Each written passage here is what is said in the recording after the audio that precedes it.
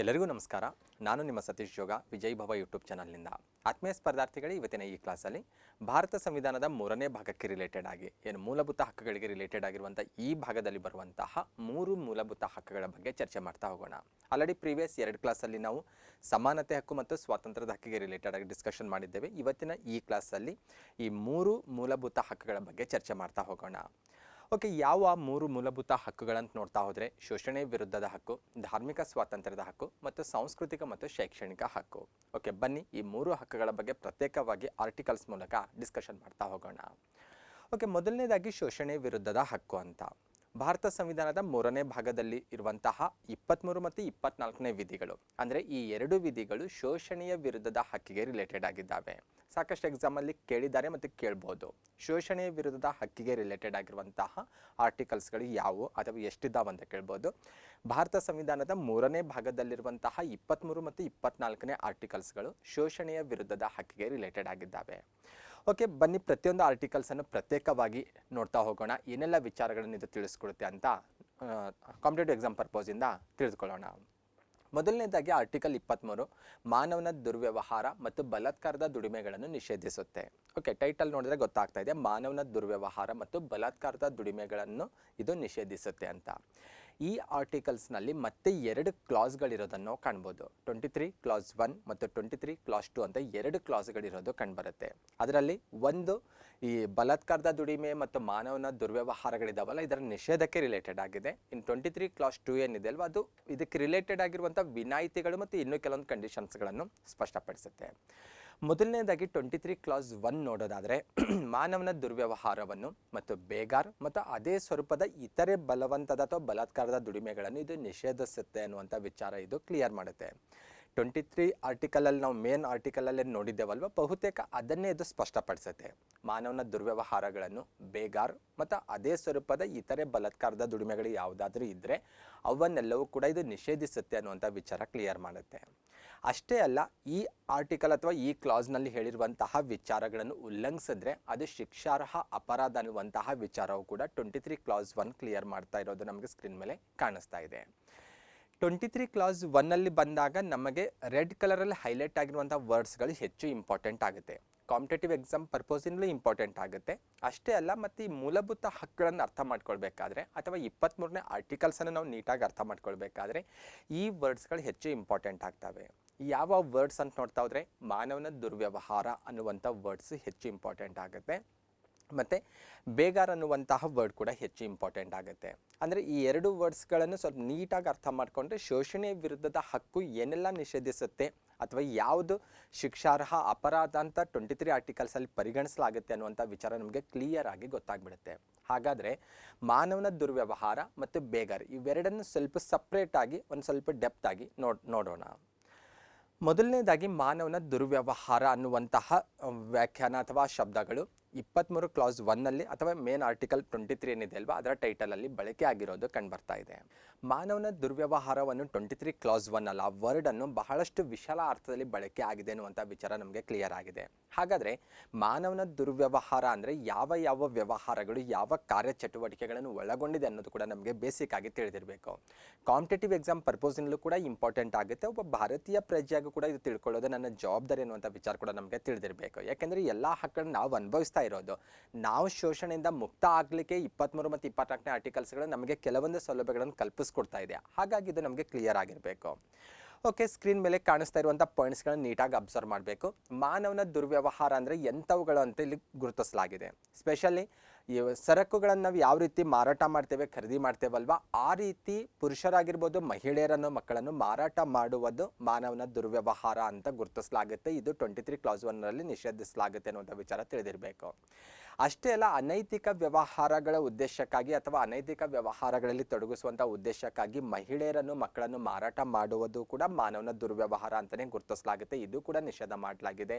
ದೇವದಾಸಿ ಪದ್ಧತಿ ಆಗಿರ್ಬೋದು, ಸ್ಲ್ಯಾವರಿ ಆಗಿರ್ಬೋದು, ಇವೆಲ್ಲವನ್ನು ಕೂಡ ಮಾನವನ ದುರ್ವ್ಯವಹಾರ ಅಂತ ಗುರುತಿಸಲಾಗುತ್ತೆ. ಇವೆಲ್ಲವೂ ಕೂಡ 23 ಕ್ಲಾಸ್ 1ರಲ್ಲಿ ನಿಷೇಧಿಸಲಾಗಿದೆ ಅನ್ನುವಂಥ ವಿಚಾರ ತಿಳಿದಿರಬೇಕು. ಅದರ ಜೊತೆಗೆ 23 ಕ್ಲಾಸ್ 1ರಲ್ಲಿ ಇನ್ನೊಂದು ವರ್ಡ್ ಬಳಕೆ ಆಗಿತ್ತು, ಬೇಗಾರ್ ಅನ್ನುವಂತಹ ವರ್ಡ್ ಬಳಕೆ ಆಗಿತ್ತು. ಅಥವಾ ಬೇಗಾರ್ ರೀತಿಯ ಬಲವಂತದ ದುಡಿಮೆ ಕೂಡ ನಿಷೇಧ ಮಾಡಲಾಗುತ್ತೆ ಅಥವಾ ನಿಷೇಧಿಸಲಾಗುತ್ತೆ ಈ ಆರ್ಟಿಕಲ್ ಅಡಿಯಲ್ಲಿ ಅಂತ ಉಲ್ಲೇಖ ಆಗಿರೋದು ಸಹ ನಾವು ಗಮನಿಸ್ತೇವೆ. ಏನಿದು ಬೇಗಾರ ಅಂತ ನೋಡ್ತಾ ಹೋದರೆ ಬಡ ಜನರಿಂದ ಪುಕ್ಕಟೆಯಾಗಿ ಬಲವಂತವಾಗಿ ದುಡಿಸ್ಕೊಳ್ಳೋದಕ್ಕೆ ನಾವು ಬೇಗಾರ ಅಂತ ಹೇಳ್ಬೋದು. ಹಿಂದೆ ದೇಶದಲ್ಲಿ ಜಮೀನ್ದಾರಿ ಪದ್ಧತಿ ಅಸ್ತಿತ್ವದಲ್ಲಿರೋದನ್ನು ನಾವು ಕಾಣ್ತೇವೆ. ಕೆಲ ಜಮೀನ್ದಾರರು ತಮ್ಮ ಜಮೀನಲ್ಲಿ ಕೆಲಸ ಮಾಡ್ತಾ ಇರುವಂತಹ ಕೂಲಿ ಕಾರ್ಮಿಕರನ್ನು ಅಥವಾ ಗೇಣಿದಾರರಿಗೆ ಸಂಭಾವನೆ ನೀಡದೆ ಬಲವಂತವಾಗಿ ದುಡಿಸ್ಕೊಳ್ತಾ ಇದ್ದಂತಹ ಪದ್ಧತಿ ನಾವು ದೇಶದಲ್ಲಿ ಕಾಣ್ತೇವೆ. ಓಕೆ, ಇದನ್ನು ಕೂಡ 23 ಕ್ಲಾಸ್ 1ರಲ್ಲಿ ನಿಷೇಧ ಮಾಡಲಾಗಿದೆ ಅನ್ನುವಂಥ ವಿಚಾರ ತಿಳಿದಿರಬೇಕು. ಬೇಗಾರ ಅಷ್ಟೇ ಅಲ್ಲ, ಇದಕ್ಕೆ ಹೋಲಿಕೆ ಆಗುವಂಥ ಇನ್ನಿತರ ಬಲವಂತದ ದುಡಿಮೆಗಳನ್ನು ಕೂಡ 23 ಕ್ಲಾಸ್ 1 ನಿಷೇಧಿಸಿದೆ ಅನ್ನುವಂಥ ವಿಚಾರ ನಮಗೆ ತಿಳಿದಿರಬೇಕು. ಓಕೆ, ಭಾರತ ಸರ್ಕಾರ 23 ಕ್ಲಾಸ್ 1ರಲ್ಲಿ ನಿಷೇಧ ಮಾಡಿದೆ ಅಲ್ವಾ, ಮಾನವನ ದುರ್ವ್ಯವಹಾರಗಳಾಗಿರ್ಬೋದು, ಬೇಗಾರ ಆಗಿರ್ಬೋದು, ಬಲವಂತದ ದುಡಿಮೆಗಳೇನಿದಾವಲ್ಲ ಅವುಗಳೆಲ್ಲವೂ ಕೂಡ 23 ಕ್ಲಾಸ್ 1ರಲ್ಲಿ ನಿಷೇಧ ಮಾಡಲಾಗಿದೆ. ಇದಕ್ಕೆ ಪೂರಕವಾಗಿ ಕೆಲವೊಂದು ಕಾಯ್ದೆಗಳು ಕೂಡ ನಮ್ಮ ದೇಶದಲ್ಲಿ ಅಸ್ತಿತ್ವದಲ್ಲಿರೋದನ್ನು ನಾವು ಕಾಣ್ತೀವಿ. ಭಾರತ ಸರ್ಕಾರವು ಜಾರಿಗೆ ತಂದಿದೆ ಮತ್ತು ಅನೇಕ ರಾಜ್ಯ ಸರ್ಕಾರಗಳು ಕೂಡ 23 ಕ್ಲಾಸ್ 1ನಲ್ಲಿರುವಂತಹ ಏನು ಶೋಷಣೆ ವಿರುದ್ಧದ ಹಕ್ಕು ಇದೆ ಅಲ್ವಾ, ಈ ಹಕ್ಕಿನ ಆಶಯವನ್ನು ಈಡೇರಿಸಲಿಕ್ಕೆ ಕೆಲವೊಂದು ಕಾಯ್ದೆಗಳು ಜಾರಿಗೆ ತಂದಿರೋದನ್ನು ನಾವು ಕಾಣ್ತೇವೆ. ಫಾರ್ ಎಕ್ಸಾಂಪಲ್, ಸಮಾನ ವೇತನ ಕಾಯ್ದೆ ಆಗಿರ್ಬೋದು. ಅಂದರೆ ಸ್ತ್ರೀ ಪುರುಷರಿಬ್ಬರು ಸಮಾನ ಸ್ವರೂಪದ ಕೆಲಸ ಮಾಡ್ತಾ ಇದ್ರೆ ಅವರಿಗೆ ನೀಡುವಂಥ ವೇತನ ಈಕ್ವಲ್ ಆಗಿರಬೇಕು ಅಂತ.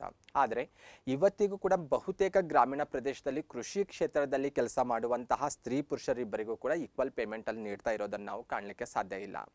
ಓಕೆ, ಕಾಯ್ದೆಯಲ್ಲಿ ಇದೆ, ಅದರಲ್ಲಿ ಯಾವುದು ಡೌಟೇ ಇಲ್ಲ. ಮತ್ತು ಬೇರೆ ಬೇರೆ ಸೆಕ್ಟ್ರಲ್ಲಿ ಬಂದಾಗ ಸ್ತ್ರೀ ಪುರುಷರಿಬ್ಬರು ಕೂಡ ಒಂದೇ ಸ್ವರೂಪದ ಕಾರ್ಯನಿರ್ವಹಿಸುವಾಗ ಅವರಿಗೆ ನೀಡುವಂಥ ವೇತನದಲ್ಲಿ ಯಾವುದೇ ತಾರತಮ್ಯ ಇಲ್ಲ, ಈಕ್ವಲ್ ಆಗಿ ನೀಡ್ತಾ ಇದ್ದಾರೆ.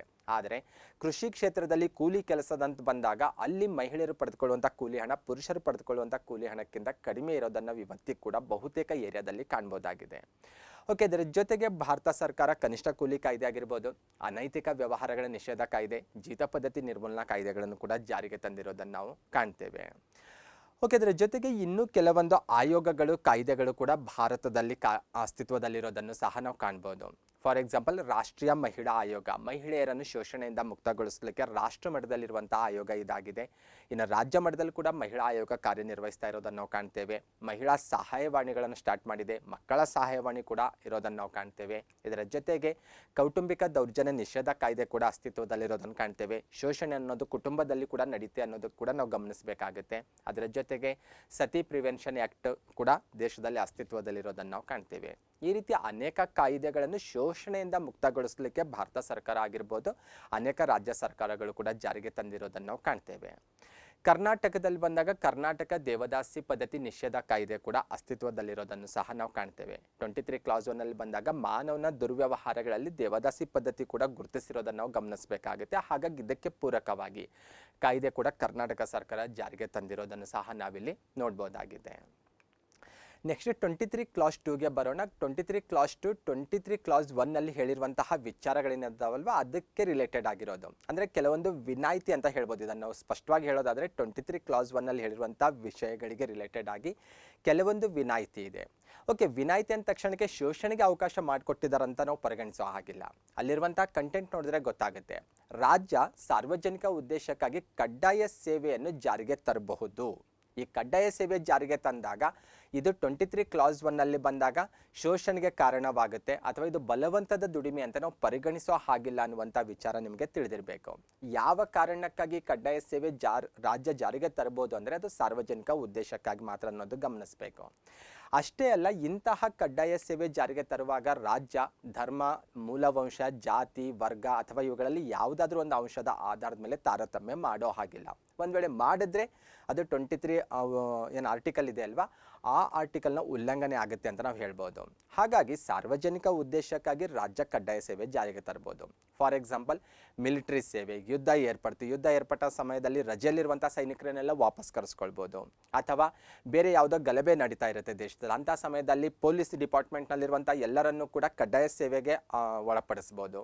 ಅಥವಾ ಇತ್ತೀಚೆಗೆ ನಾವು ಲಾಸ್ಟ್ ಒಂದು 2-3 ವರ್ಷದಿಂದ ನೋಡ್ತಾ ಇದ್ದೇವಲ್ವಾ, ಕೋವಿಡ್ ಬಿಕ್ಕಟ್ಟಿನ ಸಮಯದಲ್ಲಿ ಬಂದಾಗ ಕೆಲವೊಂದು ಎಸೆನ್ಷಿಯಲ್ ಡಿಪಾರ್ಟ್ಮೆಂಟ್ಸ್ಗಳಲ್ಲಿ ವರ್ಕ್ ಮಾಡುವಂತಹ ನೌಕರರನ್ನು ಕಡ್ಡಾಯವಾಗಿ ಸಮಯದ ಮಿತಿಯನ್ನು ಮೀರಿ ಅವರ ಸೇವೆಯನ್ನು ಪಡ್ಕೊಳ್ತಾ ಇದ್ದೇವೆ. ಇವೆಲ್ಲವೂ ಕೂಡ ರಾಜ್ಯಕ್ಕೆ ಅವಕಾಶ ಇದೆ. ಹಾಗಂತ ತಕ್ಷಣಕ್ಕೆ ಇದು ಬಲವಂತದ ದುಡಿಮೆ ಅಂತ ನಾವು ಪರಿಗಣಿಸೋ ಹಾಗಿಲ್ಲ. ಏಕೆಂದರೆ ಇದು ಸಾರ್ವಜನಿಕ ಉದ್ದೇಶಕ್ಕಾಗಿ ರಾಜ್ಯ ಅನುಷ್ಠಾನಕ್ಕೆ ತರೋದು ಅನಿವಾರ್ಯ ಅನ್ನುವಂಥ ವಿಚಾರ ನಮಗೆ ತಿಳಿದಿರಬೇಕು. ಓಕೆ, ನೆಕ್ಸ್ಟ್ 24 ಆರ್ಟಿಕಲ್ಗೆ ಹೋಗೋಣ. 24ನೇ ವಿಧಿ, ಇದು ಕೂಡ ಶೋಷಣೆ ವಿರುದ್ಧದ ಹಕ್ಕು ಅನ್ನೋದು ನಮಗೆ ತಿಳಿದಿರಬೇಕು. ಶೋಷಣೆಗೆ ಒಳಪಡುತ್ತಾ ಇದ್ದರೆ ಅವರಿಗೆ ರಕ್ಷಣೆ ನೀಡುವಂತಹ ಒಂದು ಆರ್ಟಿಕಲ್ ಇದಾಗಿದೆ. ಕಾರ್ಖಾನೆಗಳಲ್ಲಿ ಮುಂತಾದವುಗಳಲ್ಲಿ ಮಕ್ಕಳ ನಿಯೋಜನೆಯನ್ನು ಇದು ನಿಷೇಧಿಸುತ್ತದೆ. ಸ್ಪೆಷಲಿ ಪರ್ಟಿಕ್ಯುಲರ್ ಏಜ್ ಇದೆ ಇಲ್ಲಿ, ಅದು ಭಾಳ ನೀಟಾಗಿ ಮತ್ತು ಭಾಳ ಇಂಪಾರ್ಟೆಂಟಾಗಿ ನಾವು ಗಮನಿಸಬೇಕು. 14 ವರ್ಷಕ್ಕಿಂತ ಕಡಿಮೆ ವಯಸ್ಸಿನ ಮಕ್ಕಳನ್ನು ಕಾರ್ಖಾನೆಗಳಲ್ಲಿ ಅಥವಾ ಗಣಿಯಲ್ಲಾಗಿರ್ಬೋದು ಅಥವಾ ಇತರೆ ಯಾವುದೇ ಅಪಾಯಕಾರಿ ಉದ್ಯೋಗದಲ್ಲಿ ನಾವು ಒಳಪಡಿಸೋ ಹಾಗಿಲ್ಲ ಅನ್ನುವಂಥ ವಿಚಾರ ಇದು ಸ್ಪಷ್ಟಪಡಿಸುತ್ತೆ. ಓಕೆ, ಕಾಮನ್ ಆಗಿ ಜನರಲ್ ಆಗಿ ನಾವು ಬಾಲಕಾರ್ಮಿಕ ನಿಷೇಧ ಪದ್ಧತಿ ಅಂತ ಕೂಡ ಹೇಳ್ಬೋದು. ಇದನ್ನು ನಾವು ಕಾಯ್ದೆಯಲ್ಲಿ ಬಂದಾಗ ಆ ರೀತಿ ಕಾಯ್ದೆ ಜಾರಿಗೆ ತಂದಿರೋದನ್ನು ಸಹ ನಾವು ನೋಡ್ತೇವೆ. ಸಾಕಷ್ಟು ಎಕ್ಸಾಮಲ್ಲಿ ಕೇಳಿದ್ದಾರೆ, ಆರ್ಟಿಕಲ್ 24 ಎಷ್ಟು ವರ್ಷದೊಳಗಿನ ಮಕ್ಕಳನ್ನು ಕಾರ್ಖಾನೆಯಲ್ಲಿ, ಗಣಿಯಲ್ಲಿ ಅಥವಾ ಇತರೆ ಅಪಾಯಕಾರಿ ಉದ್ಯೋಗದಲ್ಲಿ ಒಳಪಡಿಸೋ ಹಾಗಿಲ್ಲ ಅನ್ನುವಂಥ ವಿಚಾರ ತಿಳಿಸುತ್ತೆ ಅಂತ ಕೇಳಿದ್ದಾರೆ. ಹಾಗಾಗಿ ಕಾಂಪಿಟೇಟಿವ್ ಎಕ್ಸಾಮಿಂದ ನಮಗೆ ಬಹಳಷ್ಟು ಇಂಪಾರ್ಟೆಂಟ್ ಆಗುತ್ತೆ. ಇದು ಬಹಳಷ್ಟು ಇಂಪಾರ್ಟೆಂಟ್ ಆಗಿರೋದು ಮತ್ತು ಸಾಕಷ್ಟು ಎಕ್ಸಾಮಲ್ಲಿ ರಿಪೀಟ್ ಆಗುವಂಥ ಕ್ವಶನ್ಸ್ಗಳಲ್ಲಿ ಇದು ಕೂಡ ಒಂದು ಅಂತ ಗುರುತಿಸ್ಬೋದಾಗಿದೆ. ಭಾರತ ಸರ್ಕಾರ ಇದಕ್ಕೆ ಪೂರಕವಾಗಿ ಕೂಡ ಅಂದರೆ 14 ವರ್ಷದೊಳಗಿನ ಮಕ್ಕಳನ್ನು ಕಾರ್ಖಾನೆಗಳಲ್ಲಾಗಿರ್ಬೋದು, ಗಣಿಗಳಲ್ಲಾಗಿರ್ಬೋದು ಅಥವಾ ಇತರೆ ಅಪಾಯಕಾರಿ ಉದ್ಯೋಗದಲ್ಲಿ ತೊಡಗಿಸುವುದನ್ನು ತಡೆಗಟ್ಟುವ ಉದ್ದೇಶಕ್ಕಾಗಿ ಅನೇಕ ಕಾಯ್ದೆಗಳನ್ನು ಜಾರಿಗೆ ತಂದಿರೋದನ್ನು ಕಾಣ್ಬೋದು. ಸ್ವಾತಂತ್ರ್ಯ ಪೂರ್ವ ಕಾಲದಲ್ಲಿ ಕೂಡ ಕೆಲವೊಂದು ಕಾಯ್ದೆ ಜಾರಿಗೆ ಬಂದಿರೋದು ಕಾಣ್ತೇವೆ. ಅದರಲ್ಲಿ ಬಾಲಕರ ಉದ್ಯೋಗ ಕಾಯ್ದೆ 1938 ಇಂಪಾರ್ಟೆಂಟ್ ಆಗಿರೋದು. ಸ್ವಾತಂತ್ರ್ಯ ಭಾರತದಲ್ಲಿ ಬಂದಾಗ ಕಾರ್ಖಾನೆ ಕಾಯ್ದೆ ಆಗಿರ್ಬೋದು, ಪ್ಲಾಂಟೇಶನ್ ಲೇಬರ್ ಆ್ಯಕ್ಟ್ ಆಗಿರ್ಬೋದು, ಗಣಿ ಕಾಯ್ದೆ ಆಗಿರ್ಬೋದು, ಬೀಡಿ ಮತ್ತು ಸಿಗರೇಟ್ ಕಾರ್ಮಿಕರ ಕಾಯ್ದೆ ಆಗಿರ್ಬೋದು, ಬಾಲಕಾರ್ಮಿಕ ನಿಷೇಧ ಕಾಯ್ದೆ ಆಗಿರ್ಬೋದು, ಇವೆಲ್ಲವೂ ಕೂಡ ಇಂಪಾರ್ಟೆಂಟ್. ಇನ್ನು ಇದ್ರ ಜೊತೆ ನಾವು ಇನ್ನೂ ಕೆಲವೊಂದು ಕಾಯ್ದೆಗಳನ್ನು ಇದ್ರ ಜೊತೆ ಇನ್ನೂ ಲಿಸ್ಟ್ ಮಾಡ್ಬೋದು. ನಾವು ಕೆಲವೊಂದು ನಾನು ನಿಮಗೆ ಐಡಿಯಾ ಕೊಡ್ತಾ ಇರೋದು. ಇಂತಹ ಕಾಯ್ದೆಗಳನ್ನೆಲ್ಲವೂ ಕೂಡ ನಾವು ಆರ್ಟಿಕಲ್ 24ಗೆ ಪೂರಕವಾಗಿ ಅಥವಾ 24 ಆರ್ಟಿಕಲ್ನಲ್ಲಿ ಹೇಳಿರುವಂತಹ ಏನು ವಿಚಾರ ಇದೆ ಅಲ್ವಾ, ಆ ವಿಚಾರವನ್ನು ಅಥವಾ ಆಶಯವನ್ನು ಈಡೇರಿಸಲಿಕ್ಕೆ ಸರ್ಕಾರ ಜಾರಿಗೆ ತಂದಿರುವಂಥ ಕಾಯ್ದೆಗಳನ್ನುವಂಥ ವಿಚಾರ ನಿಮಗೆ ತಿಳಿದಿರಬೇಕು. ಓಕೆ, ಬಾಲಕಾರ್ಮಿಕ ನಿಷೇಧ ಕಾಯ್ದೆ 1986 ಹೆಚ್ಚು ಇಂಪಾರ್ಟೆಂಟ್, ಸಾಕಷ್ಟು ಬಾರಿ ಕೇಳಿದ್ದಾರೆ. ಆಮೇಲೆ 2016ರಲ್ಲಿ ಅದನ್ನು ಮತ್ತೆ ತಿದ್ದುಪಡಿ ಮಾಡಿರೋದನ್ನು ಸಹ ನಾವಿಲ್ಲಿ ಗಮನಿಸಬೇಕಾಗುತ್ತೆ. ಓಕೆ, ಇದಿಷ್ಟು ವಿಚಾರ ನಿಮಗೆ ಆರ್ಟಿಕಲ್ 24 ಬಗ್ಗೆ ತಿಳಿದಿರಬೇಕು. ನೆಕ್ಸ್ಟ್ ಎರಡನೇ ಹಕ್ಕು ನಾವು ಇವತ್ತು ಚರ್ಚೆ ಮಾಡ್ತಾ ಇರೋದು ಧರ್ಮ ಸ್ವಾತಂತ್ರ್ಯದ ಹಕ್ಕು ಅಥವಾ ಧಾರ್ಮಿಕ ಸ್ವಾತಂತ್ರ್ಯದ ಹಕ್ಕು ಅಂತ ಹೇಳೋದು. ಭಾರತ ಸಂವಿಧಾನದ 3ನೇ ಭಾಗದಲ್ಲಿರುವಂತಹ 25, 26, 27 ಮತ್ತು 28ನೇ ವಿಧಿಗಳು ಈ ಹಕ್ಕಿಗೆ ರಿಲೇಟೆಡ್ ಆಗಿದ್ದಾವೆ. ಓಕೆ, ಧಾರ್ಮಿಕ ಸ್ವಾತಂತ್ರ್ಯದ ಹಕ್ಕಿಗೆ ರಿಲೇಟೆಡ್ ಆಗಿರುವಂಥ ಆರ್ಟಿಕಲ್ಸ್ ಅಂದರೆ 25ರಿಂದ 28ರವರೆಗಿನ ಆರ್ಟಿಕಲ್ಸ್ಗಳು. ಓಕೆ, ಬನ್ನಿ ಆರ್ಟಿಕಲ್ಸ್ ಜೊತೆಗೆ ಈ ಹಕ್ಕಿನ ವಿಚಾರಗಳು ಅಥವಾ ಈ ಹಕ್ಕು ಏನೆಲ್ಲ ವಿಚಾರಗಳನ್ನು ತಿಳಿಸುತ್ತೆ ಅನ್ನುವಂಥ ವಿಚಾರವನ್ನು ತಿಳಿದುಕೊಳ್ಳೋಣ. ಆರ್ಟಿಕಲ್ 25ನ ಟೈಟಲ್ ನೋಡೋದಾದರೆ ಆತ್ಮಸಾಕ್ಷಿ ಸ್ವಾತಂತ್ರ್ಯ ಮತ್ತು ಧರ್ಮದ ಅಬಾಧಿತ ಅವಲಂಬನೆ, ಆಚರಣೆ ಮತ್ತು ಪ್ರಚಾರ ಅನ್ನುವಂತಹ ಒಂದು ಟೈಟಲಲ್ಲಿರೋದು ಕಂಡುಬರುತ್ತೆ. ಓಕೆ, ಧಾರ್ಮಿಕ ಸ್ವಾತಂತ್ರ್ಯದ ಹಕ್ಕಿನಲ್ಲಿ ಬರುವಂತಹ ಮೊದಲ ಆರ್ಟಿಕಲ್ ಇದಾಗಿದೆ. ಈ ಆರ್ಟಿಕಲ್ನಲ್ಲಿರುವಂತಹ ವರ್ಡ್ಸ್ಗಳನ್ನು ನಾವು 4 ಗುಂಪುಗಳಾಗಿ ಡಿವೈಡ್ ಮಾಡ್ಬೋದು. ಪ್ರತಿಯೊಂದು ಗುಂಪನ್ನು ಬೇರೆ ಬೇರೆ ಕಲರಿಂದ ಹೈಲೈಟ್ ಮಾಡಿದ್ದೇವೆ. ಆತ್ಮಸಾಕ್ಷಿ ಸ್ವಾತಂತ್ರ್ಯ ಅನ್ನೋದು ಒಂದು ಗುಂಪು, ಧರ್ಮದ ಅಬಾಧಿತ ಅವಲಂಬನೆ ಅನ್ನೋದು ಒಂದು ಗುಂಪಾಗಿದೆ, ಆಚರಣೆ ಅನ್ನೋದು ಒಂದು ಗುಂಪು ಮತ್ತು ಪ್ರಚಾರ ಅನ್ನೋದು ಒಂದು ಗುಂಪು. ಅಂದರೆ ಈ ಆರ್ಟಿಕಲ್ನಲ್ಲಿರುವಂಥ ಟೈಟಲಲ್ಲಿ ಬಳಕೆಯಾಗಿರುವಂಥ ವರ್ಡ್ಸ್ಗಳನ್ನು ನಾವು 4 ಭಾಗಗಳಾಗಿ ಡಿವೈಡ್ ಮಾಡ್ಬೋದು ಅಥವಾ 4 ಭಾಗಗಳಲ್ಲಿ ಡಿವೈಡ್ ಮಾಡಿ 4 ದೃಷ್ಟಿಕೋನದಿಂದ ನಾವು ಆ ಆರ್ಟಿಕಲ್ ಬಗ್ಗೆ ಡಿಸ್ಕಷನ್ ಮಾಡೋದು ಬೆಟರ್ ಅನಿಸುತ್ತೆ. ಓಕೆ, ಮೊದಲನೇದಾಗಿ ಆತ್ಮಸಾಕ್ಷಿ ಸ್ವಾತಂತ್ರ್ಯ ಅಂದರೆ ಏನು ಅಂತ ಗೊತ್ತಾಗಬೇಕು. ಆತ್ಮಸಾಕ್ಷಿ ಸ್ವಾತಂತ್ರ್ಯವೆಂದರೆ ಆಂತರಿಕ ಸ್ವಾತಂತ್ರ್ಯ ಅಂತ ಹೇಳ್ಬೋದು. ಅಂದರೆ ಪ್ರತಿಯೊಬ್ಬ ವ್ಯಕ್ತಿ ದೇವರನ್ನು ಅಥವಾ ಸೃಷ್ಟಿಕರ್ತನನ್ನು ಆತನಿಗೆ ಇಷ್ಟಪಡುವಂಥ ಮಾರ್ಗದ ಮೂಲಕ ಸಂಬಂಧ ಹೊಂದಬಹುದು ಅನ್ನೋದು. ಅಂದರೆ ಪ್ರಾರ್ಥನೆ ಆಗಿರ್ಬೋದು, ದೇವಸ್ಥಾನಗಳಿಗೆ ಭೇಟಿ ಕೊಡೋದಾಗಿರ್ಬೋದು ಅಥವಾ ಆಧ್ಯಾತ್ಮಿಕ ಮಾರ್ಗ ಆಗಿರ್ಬೋದು, ತನಗೆ ಯಾವ ಮಾರ್ಗ ಸರಿ ಅನಿಸುತ್ತೋ ಅಂತಹ ಮಾರ್ಗದ ಮೂಲಕ ಪ್ರತಿಯೊಬ್ಬ ವ್ಯಕ್ತಿಗೂ ದೇವರೊಡನೆ ಅಥವಾ ಸೃಷ್ಟಿಕರ್ತನೊಡನೆ ಸಂಬಂಧ ಹೊಂದುವಂತಹ ಒಂದು ಅಧಿಕಾರ ಇದೆ, ಅಂತ ಒಂದು ಸ್ವಾತಂತ್ರ್ಯ ಇದೆ ಅನ್ನುವಂಥ ವಿಚಾರ ಆರ್ಟಿಕಲ್ 25ನಲ್ಲಿರುವಂಥ ಆತ್ಮಸಾಕ್ಷಿ ಸ್ವಾತಂತ್ರ್ಯ ಅನ್ನುವಂಥ ವರ್ಡ್ಸ್ಗಳೇನಿದ್ದಾವಲ್ವ ಅದು ಕ್ಲಿಯರ್ ಮಾಡುತ್ತೆ. ಓಕೆ, ನೆಕ್ಸ್ಟ್ ಒಂದು ಧರ್ಮ ಅನುಸರಣಾ ಹಕ್ಕು ಅನ್ನುವಂತಹ ವರ್ಡ್ ಬಳಕೆ ಆಗಿರೋದು ಕಂಡುಬರುತ್ತೆ ಆರ್ಟಿಕಲ್ 25ನ ಟೈಟಲ್ನಲ್ಲಿ. ಏನು ಹೇಳುತ್ತೆ ಅಂತ ನೋಡ್ತಾ ಹೋದರೆ, ತನ್ನ ಧರ್ಮದ ಬಗೆಗಿನ ನಂಬಿಕೆ ಹಾಗೂ ವಿಧೇಯತೆಯನ್ನು ಮುಕ್ತವಾಗಿ ಸ್ವತಂತ್ರವಾಗಿ ಘೋಷಿಸಲಿಕ್ಕೆ ಇದು ಅವಕಾಶ ಮಾಡಿಕೊಡುತ್ತೆ. ಇದು ಕೂಡ ನಮಗೆ ಕ್ಲಿಯರ್ ಆಗಿರಬೇಕು. ಓಕೆ, ಇದರ ಜೊತೆಗೆ ಧರ್ಮ ಆಚರಣಾ ಹಕ್ಕು ಅನ್ನುವಂತಹ ಒಂದು ವ್ಯಾಖ್ಯಾನ ಕೂಡ ಬಳಕೆ ಆಗಿರೋದು ಕಂಡುಬರುತ್ತೆ. ಇದನ್ನು ನಾವು ಒಂದು ಗುಂಪು ಅಂತ ಹೇಳೋದು. ಏನು ಹೇಳುತ್ತೆ ಧರ್ಮ ಆಚರಣಾ ಹಕ್ಕು ಅಂತ ನೋಡ್ತಾ ಹೋದರೆ, ವ್ಯಕ್ತಿಯು ತನ್ನ ಧಾರ್ಮಿಕ ಪೂಜೆಗಳಾಗಿರ್ಬೋದು ಅಥವಾ ತನ್ನ ಧಾರ್ಮಿಕ ಆಚರಣೆಗಳಾಗಿರ್ಬೋದು, ಹಬ್ಬಗಳಾಗಿರ್ಬೋದು, ಇವೆಲ್ಲದರ ಬಗ್ಗೆ ತನಗಿರುವಂಥ ನಂಬಿಕೆಗಳಾಗಿರ್ಬೋದು, ಅನಿಸಿಕೆಗಳನ್ನು ಪ್ರದರ್ಶಿಸುವಂಥ ಸ್ವಾತಂತ್ರ್ಯ ಪ್ರತಿಯೊಬ್ಬ ವ್ಯಕ್ತಿಗೂ ಇದೆ.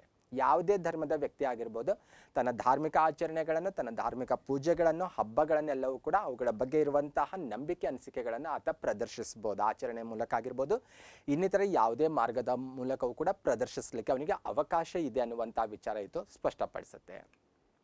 ಕೊನೆಯದಾಗಿರೋದು ಧರ್ಮ ಪ್ರಚಾರದ ಹಕ್ಕು ಅಥವಾ ಪ್ರಚಾರ ಅನ್ನುವಂಥ ವರ್ಡ್ ಅಷ್ಟೇ ಟೈಟಲಲ್ಲಿ ಬಳಕೆ ಆಗಿತ್ತು. ಅದನ್ನು ನಾವಿಲ್ಲಿ ಧರ್ಮ ಪ್ರಚಾರದ ಹಕ್ಕು ಅಂತ ಬಳಕೆ ಮಾಡ್ಕೊಂಡಿರೋದು.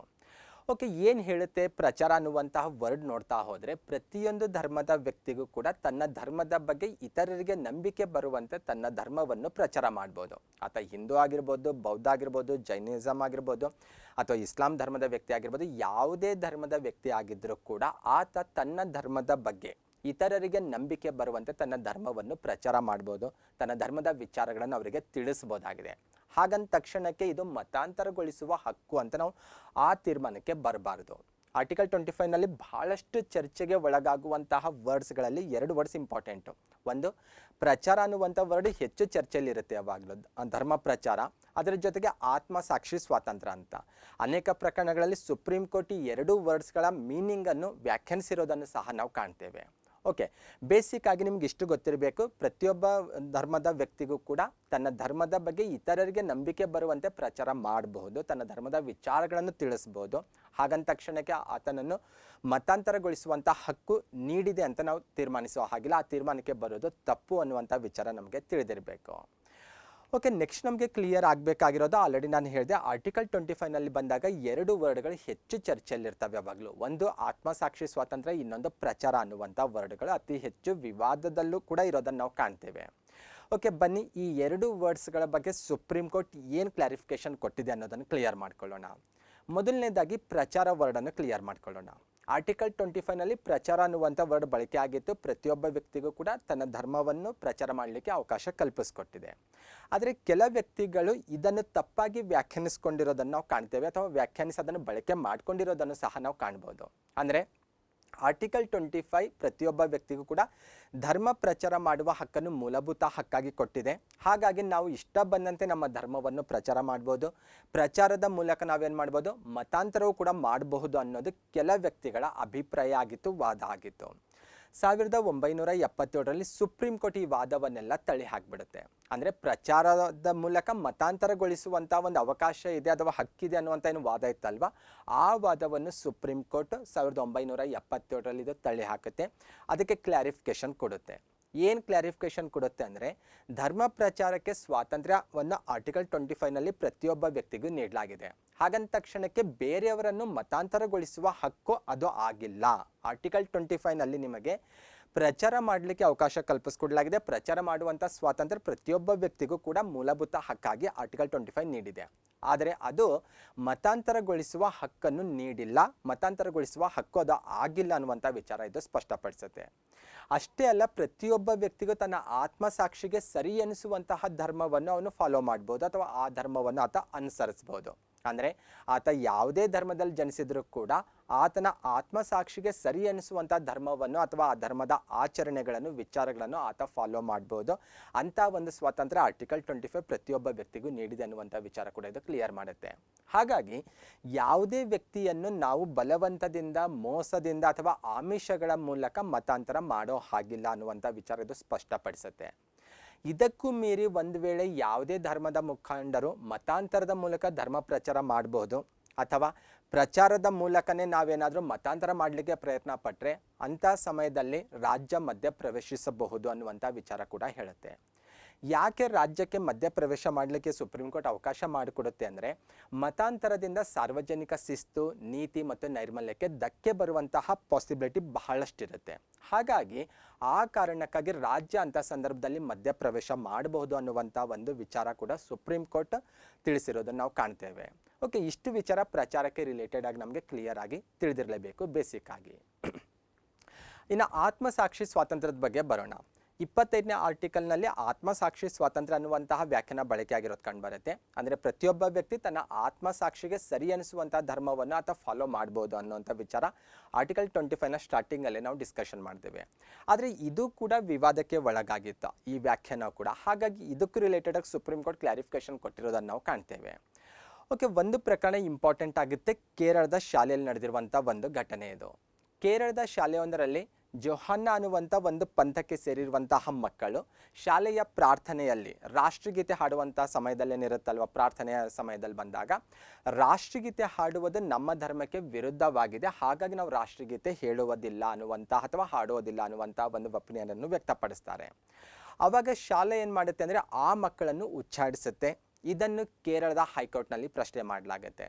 ಕೇರಳ ಹೈಕೋರ್ಟ್ ಏನು ಮಾಡುತ್ತೆ ಅಂದರೆ ಹೌದು ಶಾಲೆ ತೆಗೆದುಕೊಂಡಂಥ ತೀರ್ಮಾನ ಸರಿಯಾಗಿದೆ ಅನ್ನೋಂಥ ಒಂದು ಆರ್ಡ್ರನ್ನು ಅಥವಾ ಒಂದು ತೀರ್ಪನ್ನು ಅದು ನೀಡುತ್ತೆ.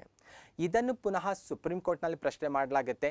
ಸುಪ್ರೀಂ ಕೋರ್ಟ್ 1986ರಲ್ಲಿ ಕೇರಳ ಹೈಕೋರ್ಟು ಮತ್ತು ಕೇರಳದ ಶಾಲೆ ತೆಗೆದುಕೊಂಡಂತಹ ತೀರ್ಮಾನಗಳು ತಪ್ಪಾಗಿದ್ದಾವೆ ಅಂತ ಅದನ್ನು ತಿರಸ್ಕರಿಸುತ್ತೆ. ಆ ತೀರ್ಮಾನವನ್ನು ತೀರ್ಮಾನಿಸುವ ಮೂಲಕ ಅಂದರೆ ಶಾಲೆ ಮತ್ತು ಕೇರಳ ಹೈಕೋರ್ಟ್ ತೆಗೆದುಕೊಂಡಿರುವಂತಹ ತೀರ್ಮಾನಗಳನ್ನು ತಿರಸ್ಕರಿಸುವ ಮೂಲಕ 25ನೇ ವಿಧಿಯ ಆತ್ಮಸಾಕ್ಷಿ ಸ್ವಾತಂತ್ರ್ಯವನ್ನು ಇದು ಎತ್ತಿ ಹಿಡಿಯುತ್ತೆ. ಹಾಗಾಗಿ ಈ ಎರಡು ವರ್ಡ್ಸ್ಗಳು ಹೆಚ್ಚು ಇಂಪಾರ್ಟೆಂಟ್ ಮತ್ತು ಹೆಚ್ಚು ಚರ್ಚೆಯಲ್ಲಿರುವಂಥ ವರ್ಡ್ಸ್ಗಳಂತ ನಾನು ಸ್ಟಾರ್ಟಿಂಗಲ್ಲೇ ಹೇಳಿರೋದು.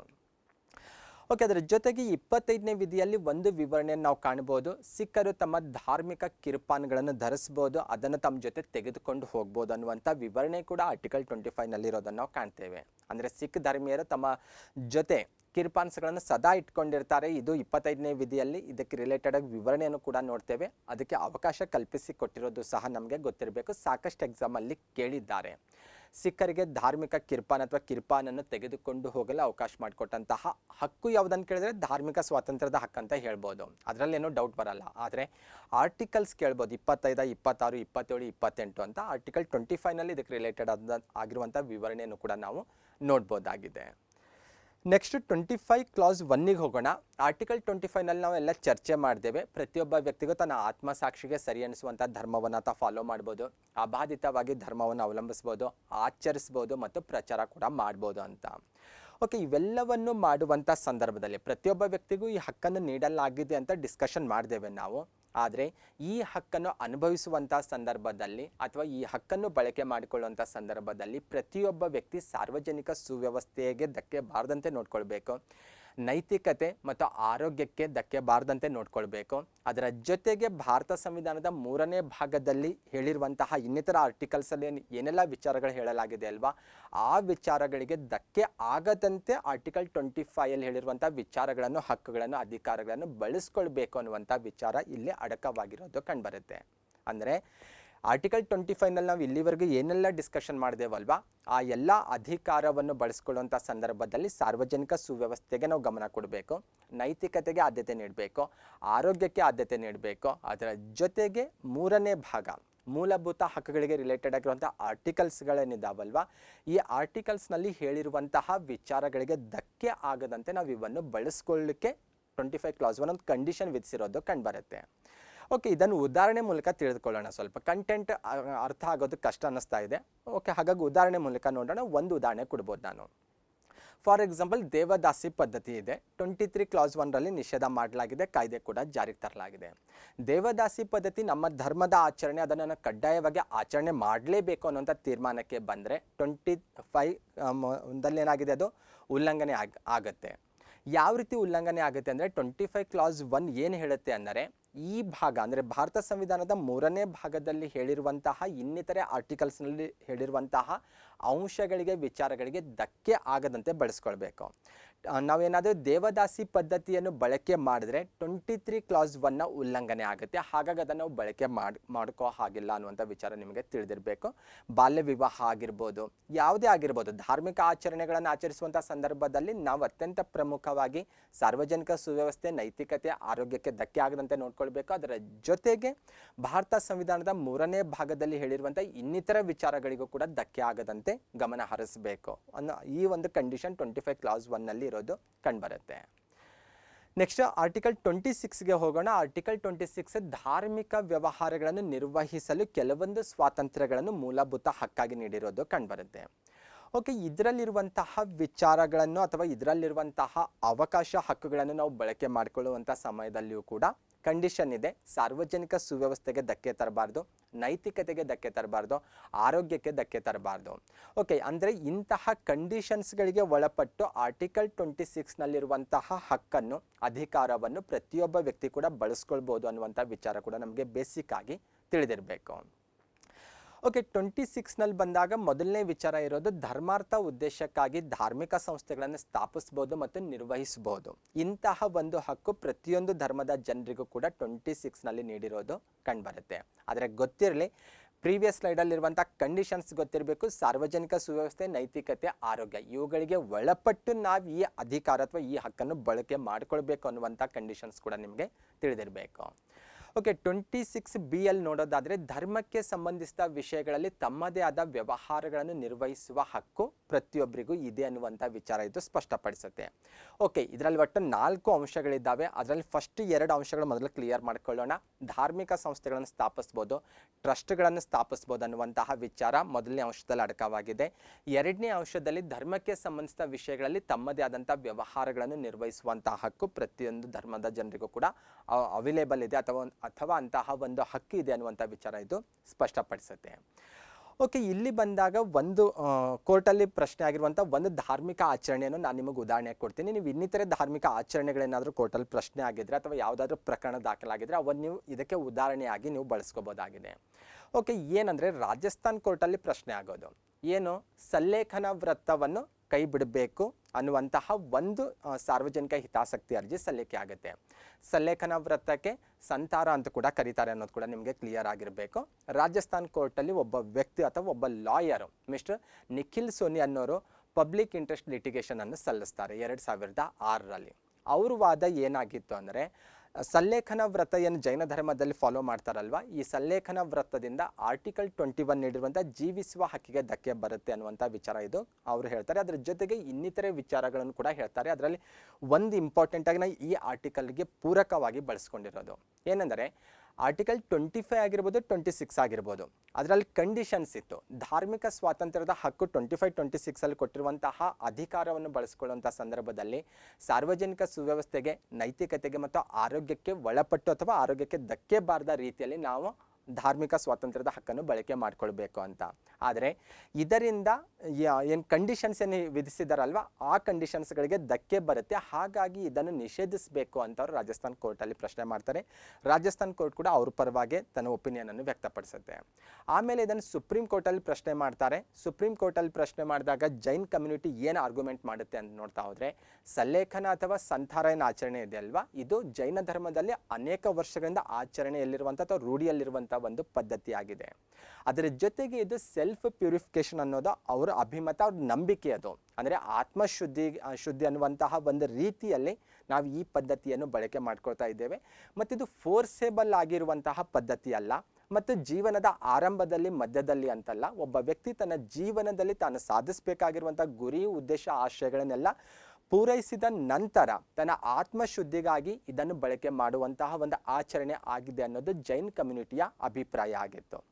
ಫೈನಲಿ ಸುಪ್ರೀಂ ಕೋರ್ಟ್ ಆರ್ಟಿಕಲ್ 26ನಲ್ಲಿ ಬಂದಾಗ ತಮ್ಮದೇ ಆದಂತಹ ವ್ಯವಹಾರಗಳನ್ನು ನಿರ್ವಹಿಸುವಂತಹ ಹಕ್ಕು ಪ್ರತಿಯೊಂದು ಧರ್ಮದ ಜನರಿಗೂ ಕೂಡ ನೀಡಲಾಗಿದೆ. ಹಾಗಾಗಿ ಇದನ್ನು ನಾವು ನಿಷೇಧ ಮಾಡಲಿಕ್ಕೆ ಬರೋದಿಲ್ಲ ಅನ್ನುವಂಥ ಒಂದು ತೀರ್ಪನ್ನು ಕೂಡ ಕೊಟ್ಟಿರೋದನ್ನು ನಾವು ಕಾಣ್ತೇವೆ.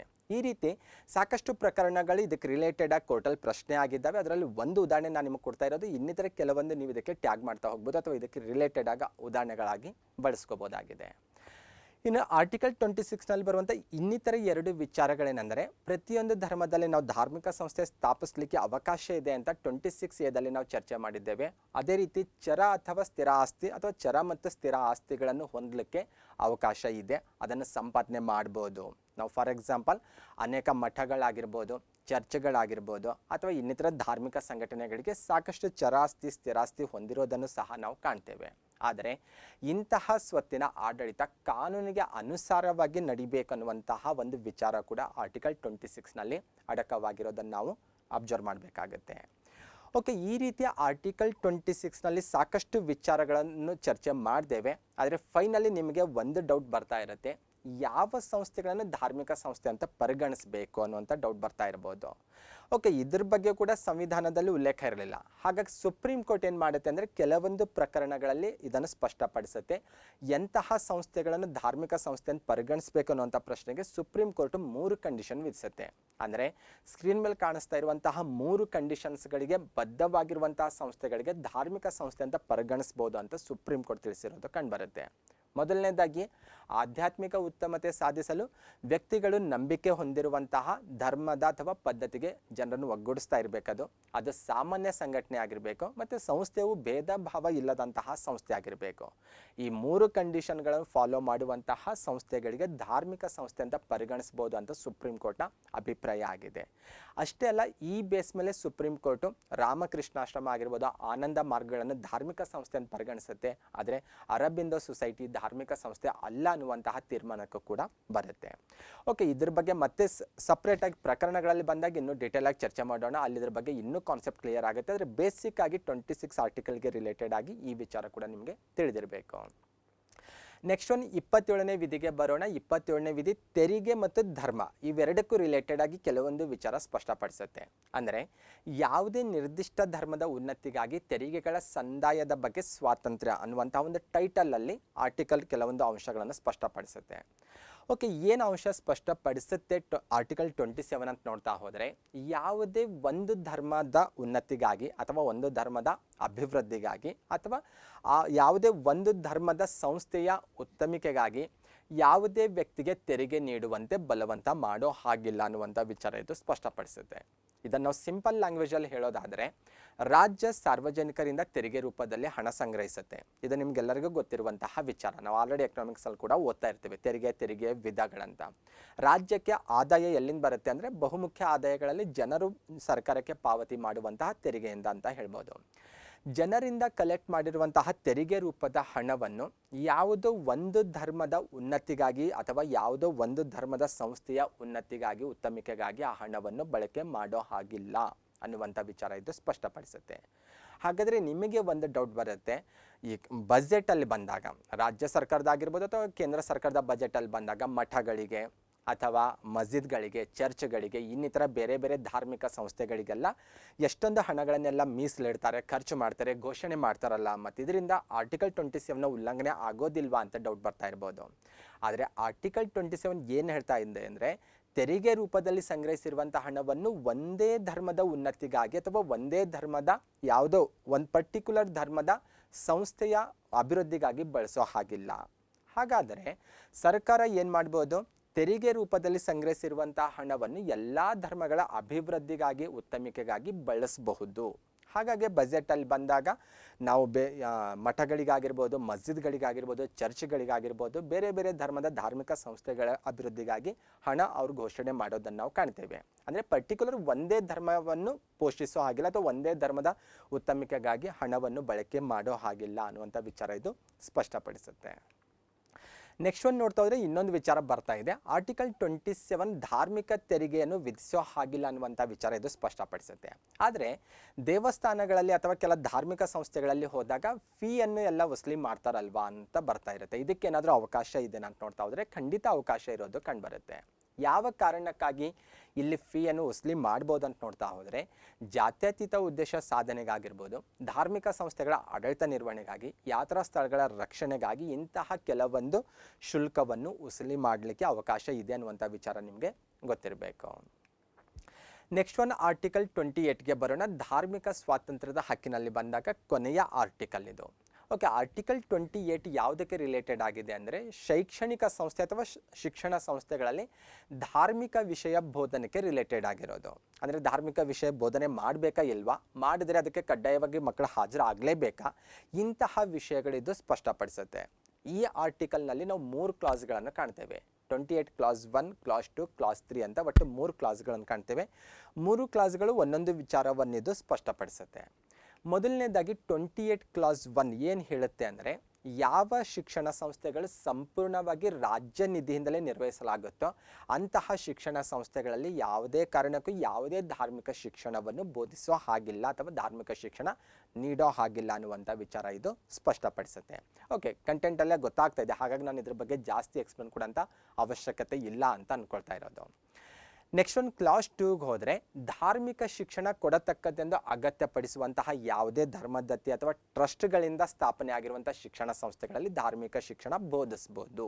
ಓಕೆ, ಮಠಗಳಾಗಿರ್ಬೋದು ಅಥವಾ ಕೆಲವೊಂದು ಟ್ರಸ್ಟ್ಗಳಾಗಿರ್ಬೋದು, ಅವುಗಳಿಂದ ಸ್ಥಾಪನೆ ಆಗಿರುವಂಥ ಶಿಕ್ಷಣ ಸಂಸ್ಥೆಗಳಲ್ಲಿ ಧಾರ್ಮಿಕ ವಿಷಯವನ್ನು ಬೋಧಿಸ್ಬೋದು. ಅಲ್ಲಿ ಯಾವುದೇ ನಿಷೇಧ ಮಾಡಂಗಿಲ್ಲ ಅನ್ನುವಂಥ ವಿಚಾರ ಇದು ಕ್ಲಿಯರ್ ಮಾಡುತ್ತೆ. ನೆಕ್ಸ್ಟ್ 28 ಕ್ಲಾಸ್ 3 ಬಂದಾಗ, ರಾಜ್ಯದಿಂದ ಮನ್ನಣೆ ಪಡೆದಂತಹ ಅಥವಾ ರಾಜ್ಯ ನಿಧಿಯಿಂದ ನೆರವನ್ನು ಪಡೆಯುವಂಥ ಶಿಕ್ಷಣ ಸಂಸ್ಥೆಗಳಲ್ಲಿ ಧಾರ್ಮಿಕ ವಿಷಯ ಬೋಧನೆ ಮಾಡ್ಬೋದಾ ಇಲ್ವಾ ಅಂತ ನೋಡ್ತಾ ಹೋದರೆ, ಖಂಡಿತ ಅಲ್ಲಿಯೂ ಕೂಡ ಧಾರ್ಮಿಕ ಶಿಕ್ಷಣವನ್ನು ಬೋಧಿಸ್ಬೋದು.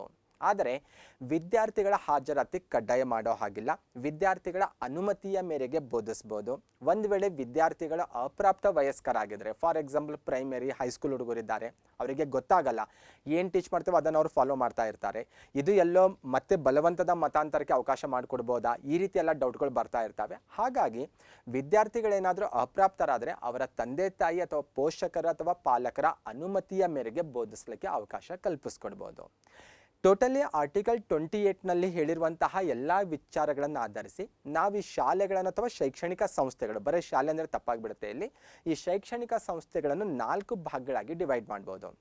ರಾಜ್ಯದಿಂದಲೇ ಸಂಪೂರ್ಣವಾಗಿ ನಿರ್ವಹಿಸುವಂಥ ವಿದ್ಯಾಸಂಸ್ಥೆಗಳು, ಇಲ್ಲಿ ಧಾರ್ಮಿಕ ಬೋಧನೆಗೆ ಅವಕಾಶ ಇಲ್ಲ, ಸಂಪೂರ್ಣವಾಗಿ ಧಾರ್ಮಿಕ ಶಿಕ್ಷಣವನ್ನು ಇಲ್ಲಿ ನಿಷೇಧಿಸಲಾಗಿದೆ ಅನ್ನೋದು ತಿಳಿದಿರಬೇಕು.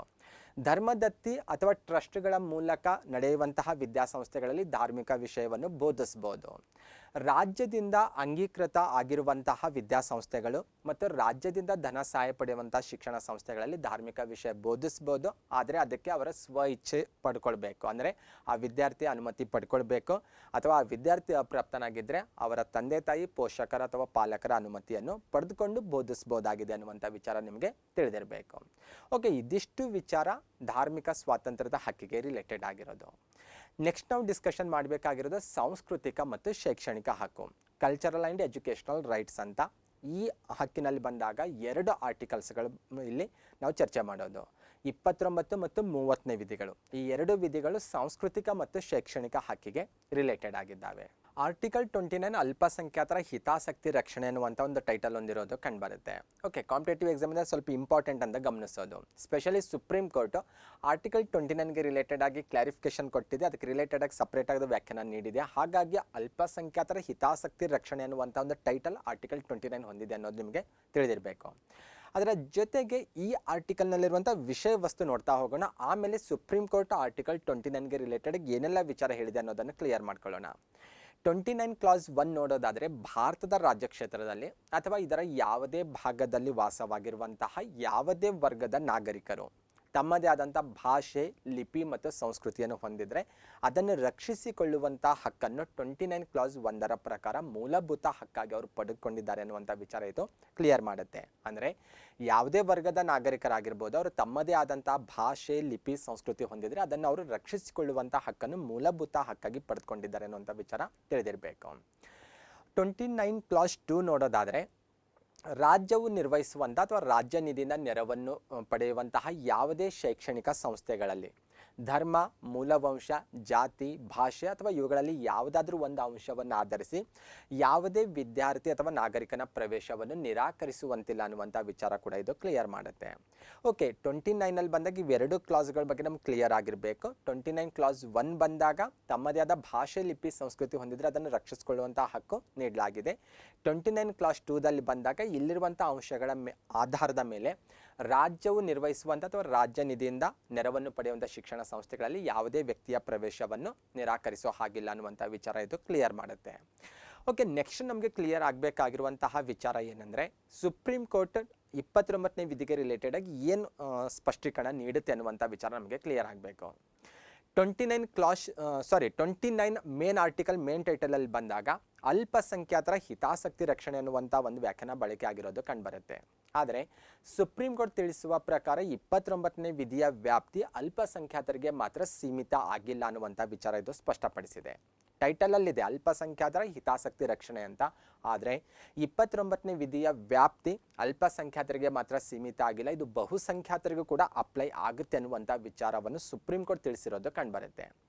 ಯಾವ ಆಧಾರದ ಮೇಲೆ ಸುಪ್ರೀಂ ಕೋರ್ಟ್ ಈ ತೀರ್ಮಾನಕ್ಕೆ ಬಂದಿರಬಹುದು ಅಂತ ನೋಡ್ತಾ ಹೋದರೆ 29 ಕ್ಲಾಸ್ 1ನಲ್ಲಿ ಒಂದು ವ್ಯಾಖ್ಯಾನ ಬಳಕೆ ಆಗಿರೋದು ಕಂಡುಬರುತ್ತೆ.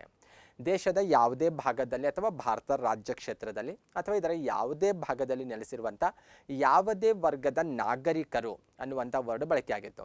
ಇಲ್ಲಿ ಯಾವುದೇ ವರ್ಗದ ನಾಗರಿಕರು ಅನ್ನುವಂಥ ಒಂದು ವ್ಯಾಖ್ಯಾನ ಏನು ಪದಗುಚ್ಛ ಬಳಕೆ ಆಗಿದೆ ಅಲ್ವಾ, ಈ ವ್ಯಾಖ್ಯಾನ ಕೇವಲ ಅಲ್ಪಸಂಖ್ಯಾತರನ್ನಷ್ಟೇ ಸೂಚಿಸೋದಿಲ್ಲ, ಇದು ಅಲ್ಪಸಂಖ್ಯಾತರ ಜೊತೆ ಬಹುಸಂಖ್ಯಾತರನ್ನು ಸಹ ಒಳಗೊಂಡಿದೆ ಅಂತ ಸುಪ್ರೀಂ ಕೋರ್ಟ್ ಸ್ಪಷ್ಟಪಡಿಸಿರೋದು ಕಂಡುಬರುತ್ತೆ. ಹಾಗಾಗಿ ಆರ್ಟಿಕಲ್ 29 ಅಲ್ಪಸಂಖ್ಯಾತರಿಗೂ ಅನ್ವಯಿಸುತ್ತೆ ಮತ್ತು ಬಹುಸಂಖ್ಯಾತರಿಗೂ ಅನ್ವಯಿಸುತ್ತೆ ಅನ್ನುವಂಥ ವಿಚಾರವನ್ನು ನಿಮಗೆ ತಿಳಿದಿರಬೇಕು ಮತ್ತು ಕಾಂಪಿಟೇಟಿವ್ ಎಕ್ಸಾಮ್ ಪರ್ಪೋಸಿನಲ್ಲೂ ಕೂಡ ಇದು ಇಂಪಾರ್ಟೆಂಟ್ ಆಗುತ್ತೆ. ಓಕೆ, ಅದರ ಜೊತೆಗೆ ಆರ್ಟಿಕಲ್ 29ನಲ್ಲಿ ಬಂದಾಗ ಇನ್ನೊಂದು ವಿಚಾರ ನಮಗೆ ಗೊತ್ತಿರಬೇಕು. ಆರ್ಟಿಕಲ್ 29 ಭಾಷಾ ರಕ್ಷಣೆಗೆ ಮುಷ್ಕರ ಮಾಡುವ ಹಕ್ಕನ್ನು ಸಹ ಒಳಗೊಂಡಿದೆ ಅಂತ ಸುಪ್ರೀಂ ಕೋರ್ಟ್ ಸ್ಪಷ್ಟಪಡಿಸಿದೆ. ಯಾವ ಬೇಸ್ ಮೇಲೆ ಅಂತ ನೋಡ್ತಾ ಹೋದರೆ ಆರ್ಟಿಕಲ್ 29 ಬಂದಾಗ ನಮ್ಮದೇ ಆದಂತಹ ಭಾಷೆ ಇದ್ದರೆ ಅದನ್ನು ರಕ್ಷಿಸಿಕೊಳ್ಳುವಂಥ ಹಕ್ಕನ್ನು ಮೂಲಭೂತ ಹಕ್ಕಾಗಿ ಸಂವಿಧಾನ ಪ್ರತಿಯೊಬ್ಬ ವ್ಯಕ್ತಿಗೂ ನೀಡಿರೋದು ಕಂಡುಬರುತ್ತೆ. ಹಾಗಾಗಿ ಈ ಚುನಾವಣೆಯ ಸಂದರ್ಭದಲ್ಲಿ ಚುನಾವಣೆಗೆ ಸ್ಪರ್ಧೆ ಮಾಡಿರುವಂಥ ಅಭ್ಯರ್ಥಿಗಳು ತಮ್ಮ ಭಾಷಣದಲ್ಲಿ ಬಂದಾಗ ಭಾಷೆಯನ್ನು ನಾನು ರಕ್ಷಣೆ ಮಾಡುತ್ತೇನೆ ಅನ್ನುವಂಥ ಆಶ್ವಾಸನೆ ನೀಡ್ಬೋದು, ಅಥವಾ ಭಾಷೆಯನ್ನು ರಕ್ಷಿಸ್ತೀನಿ ನನಗೆ ನೀವು ವೋಟ್ ಹಾಕ್ರಿ ಅಂತ ಕೂಡ ಕೇಳಬಹುದು. ಈ ರೀತಿ ಭಾಷಣ ಮಾಡಿದಾಗ 1951 ಜನತಾ ಪ್ರಾತಿನಿಧ್ಯ ಕಾಯ್ದೆ ಇದೆ ಅಲ್ವಾ, ಅದರ ಉಲ್ಲಂಘನೆ ಆಗೋದಿಲ್ಲ ಅನ್ನುವಂತಹ ವಿಚಾರ ಕೂಡ ಸುಪ್ರೀಂ ಕೋರ್ಟ್ ಸ್ಪಷ್ಟಪಡಿಸಿದೆ. ಆದರೆ ಯಾವುದೇ ಕಾರಣಕ್ಕೂ ಚುನಾವಣೆಗೆ ಸ್ಪರ್ಧೆ ಮಾಡುವಂಥ ಅಭ್ಯರ್ಥಿಗಳು ತಮ್ಮ ಭಾಷಣದಲ್ಲಿ ಅಥವಾ ತಮ್ಮ ಆಶ್ವಾಸನೆಗಳಲ್ಲಿ ಜಾತಿ ಧರ್ಮದ ಆಧಾರದ ಮೇಲೆ ಅವರು ಓಟನ್ನು ಕೇಳೋ ಹಾಗಿಲ್ಲ. ಆದರೆ ಭಾಷಾ ಆಧಾರದ ಮೇಲೆ ಕೇಳಲಿಕ್ಕೆ ಅವಕಾಶವಿದೆ, ಯಾಕೆಂದರೆ ಭಾಷೆಯನ್ನು ರಕ್ಷಿಸಿಕೊಳ್ಳುವಂತಹ ಹಕ್ಕು ಆರ್ಟಿಕಲ್ 29 ನಮಗೆ ಮೂಲಭೂತ ಹಕ್ಕಾಗಿ ನೀಡಿದೆ ಅನ್ನುವಂಥ ವಿಚಾರ ನಿಮಗೆ ತಿಳಿದಿರಬೇಕು. ನೆಕ್ಸ್ಟ್ ಇನ್ನೊಂದು ಡೌಟ್ ಬರ್ತಾ ಇರುತ್ತೆ ನಿಮಗೆ, ಅಲ್ಪಸಂಖ್ಯಾತರು ಅಂದರೆ ಯಾರು, ಮತ್ತು ಸಂವಿಧಾನದಲ್ಲಿ ಅಲ್ಪಸಂಖ್ಯಾತರು ಅನ್ನುವಂಥ ಪದಕ್ಕೆ ಏನಾದರೂ ವ್ಯಾಖ್ಯಾನ ನೀಡಲಾಗಿದೆನಾ, ವಿವರಣೆ ನೀಡಲಾಗಿದೆನಾ ಅಂತ ಡೌಟ್ ಬರ್ತಾ ಇರ್ಬೋದು. ಆದರೆ ಖಂಡಿತ ಭಾರತ ಸಂವಿಧಾನದ ಯಾವ ಆರ್ಟಿಕಲ್ಸ್ನಲ್ಲಿಯೂ ಕೂಡ ಅಲ್ಪಸಂಖ್ಯಾತರು ಅಂದರೆ ಯಾವುದು ಅಥವಾ ಅಲ್ಪಸಂಖ್ಯಾತರು ಅನ್ನುವಂತಹ ಪದಕ್ಕೆ ವಿವರಣೆಯನ್ನು ನೀಡಿಲ್ಲ. ಹಾಗಾದರೆ ಇದನ್ನು ನಾವು ಯಾವ ಬೇಸ್ ಮೇಲೆ ಡಿಸೈಡ್ ಮಾಡ್ತೀವಿ ಅಂತ ನೋಡ್ತಾ ಹೋದರೆ ಸುಪ್ರೀಂ ಕೋರ್ಟ್ ಇದಕ್ಕೆ ಸ್ಪಷ್ಟೀಕರಣ ನೀಡಿರೋದು ಕಂಡುಬರುತ್ತೆ. ಅಂದರೆ ಸುಪ್ರೀಂ ಕೋರ್ಟ್ ಹೇಳುವ ಪ್ರಕಾರ ಅಲ್ಪಸಂಖ್ಯಾತರನ್ನು ನಾವು ಯಾವ ಬೇಸ್ ಮೇಲೆ ನಾವು ಡಿಸೈಡ್ ಮಾಡಬೇಕು, ಯಾರು ಅಲ್ಪಸಂಖ್ಯಾತರು ಅಲ್ಲ ಅಂತ ನೋಡ್ತಾ ಹೋದರೆ ಒಂದು ರಾಜ್ಯದಲ್ಲಿರುವಂತಹ ಒಟ್ಟು ಜನಸಂಖ್ಯೆಯಲ್ಲಿ ಪ್ರತ್ಯೇಕ ಭಾಷೆ ಅಥವಾ ಪ್ರತ್ಯೇಕ ಧರ್ಮವನ್ನು ಫಾಲೋ ಮಾಡುವವರ ಸಂಖ್ಯೆ 50% ಕಡಿಮೆ ಇದ್ದರೆ ಅವರಿಗೆ ನಾವು ಅಲ್ಪಸಂಖ್ಯಾತರು ಅಂತ ಗುರುತಿಸ್ಬೋದು ಅಂತ ಸುಪ್ರೀಂ ಕೋರ್ಟ್ ತಿಳಿಸಿದೆ. ಹಾಗಾಗಿ ಅಲ್ಪಸಂಖ್ಯಾತರು ಅಂದರೆ ಯಾರು ಅಂದರೆ ನಿಮ್ಗೆ ಕ್ಲಿಯರ್ ಆಗಿರಬೇಕು, ಪ್ರತ್ಯೇಕ ಧರ್ಮ ಅಥವಾ ಪ್ರತ್ಯೇಕ ಭಾಷೆ ಆಡುವಂತಹ ಜನರ ಸಂಖ್ಯೆ 50% ಕಡಿಮೆ ಇರಬೇಕು. ಸುಪ್ರೀಂ ಕೋರ್ಟ್ ಇದನ್ನು ಕ್ಲಿಯರ್ ಮಾಡಿದೆ ಅನ್ನೋದು ನಿಮಗೆ ತಿಳಿದಿರಬೇಕು. ಮತ್ತು ಅಲ್ಪಸಂಖ್ಯಾತರು ಅನ್ನುವಂತಹ ಪದಕ್ಕೆ ಏನಾದರೂ ವ್ಯಾಖ್ಯಾನ ನೀಡಲಾಗಿದೆನಾ, ವಿವರಣೆ ನೀಡಲಾಗಿದೆನಾ ಸಂವಿಧಾನದಲ್ಲಿ ಅಂತ ನೋಡ್ತಾ ಹೋದರೆ ಸಂವಿಧಾನದಲ್ಲಿ ಇದಕ್ಕೆ ಯಾವುದೇ ವಿವರಣೆ ನೀಡಲಾಗಿಲ್ಲ ಅನ್ನುವಂಥ ವಿಚಾರ ಕೂಡ ನಿಮಗೆ ತಿಳಿದಿರಬೇಕು.